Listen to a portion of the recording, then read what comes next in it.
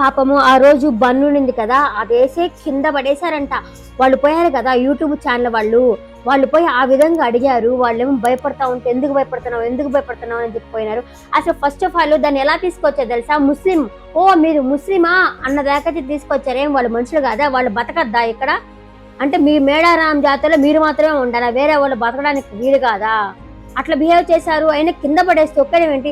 ఆయన చిన్న చిన్న వస్తువులకి ఎక్స్పైరీ డేట్ లేనిది, ఇప్పుడు పిజ్జా కార్నర్లు వాటిల్లో ఫ్రెంచ్ ఫ్రైస్ అనుకొని తింటున్నాం కదా, వాళ్ళది దానికి ఎక్స్పైరీ డేట్ ఉంటుందా? చించేసి కూడా పెడతారు. మీరు చూస్తున్నారా పై? లేదు కదా. అసలు మిమ్మల్ని లోపలికైనా రాణిస్తారా? వాళ్ళు పో బయటకి అని చెప్పంటారు.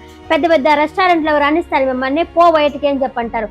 చిన్న చిన్నగా వాళ్ళకి ఒక ఫ్యామిలీ ఉంటుంది కదా, చిన్న చిన్న వ్యాపారస్తుల మీద మాత్రం ఈ ఆజమాయిషి చూపిస్తారు. అది కూడా బీద వాళ్ళ మీద చూపిస్తారు కానీ డబ్బున్నోళ్ళ మీద చూపించరు.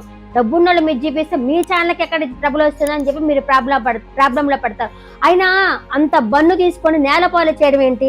నువ్వేమైనా ఫ్రీగా అడిగినట్టున్నాడు, ఇవ్వలేదని చెప్పి నేలపాలు చేసినట్టున్నాడు. పాపం వాడు పెద్దలు మాట్లాడుతూ ఉంటే నాకైతే ఏడుపు వస్తున్నది ఈయన మాట్లాడుతూ ఉంటే.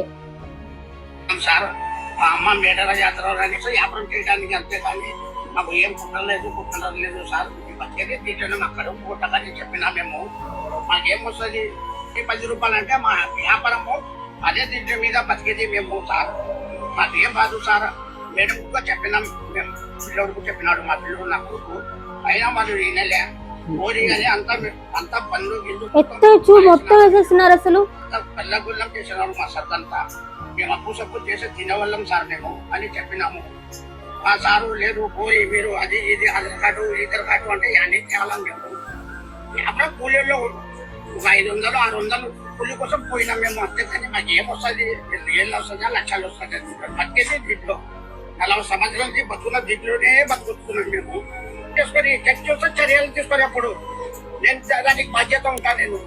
అంతేగాని లేనిపోని బిన గడుపు కుట్టాను కానీ ఎక్కడి నుంచో బతకడానికి వస్తుంటాడన్న కొడుకు కుట్టాకండి. నేనే కాదు 50 మంది కనుక కుట్టాకని మీరు.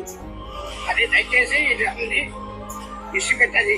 బీద మంచి ఏమో భోజనం చేస్తాడు, దోపిడీ చేస్తాడా? ఏమో తెచ్చుకున్నాడు బండిలో కవ్వా పన్ను. పాపం వాళ్ళని చూస్తే అయ్యో అనిపిస్తుంది కదా.